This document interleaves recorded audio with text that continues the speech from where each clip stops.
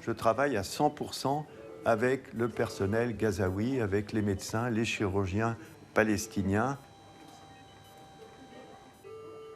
La nature des blessures a évolué avec la nature des armes, car dans ces armes, il y a toute une série d'armes interdites, des armes qui sont interdites par les lois de la guerre, les conventions de Genève, etc.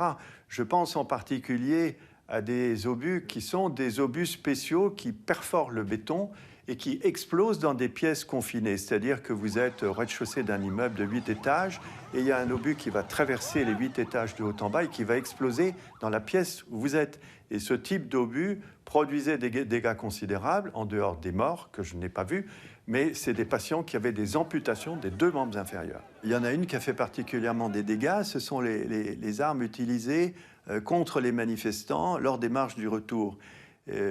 Indépendamment du fait que tirer sur un manifestant avec des balles réelles est évidemment un crime de guerre, parce que ce n'est pas une bavure. On le voit, et même à travers les déclarations de soldats israéliens qui s'en vantent, qui disent qu'ils ont reçu des ordres.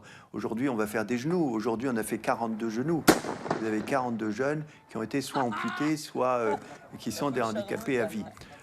Indépendamment de cela, il y a les armes qui sont utilisées.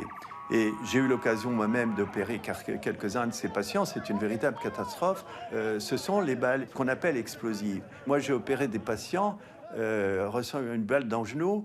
Vous pouviez passer votre poing à travers la totalité du genou et ressortir derrière. C'est-à-dire que reconstruire tous les vaisseaux, tous les nerfs, tous les muscles, tous les os sur 15 cm, c'est impossible. Donc une balle explosive dans un genou égale amputation, quelle que soit l'habileté et l'entraînement des chirurgiens.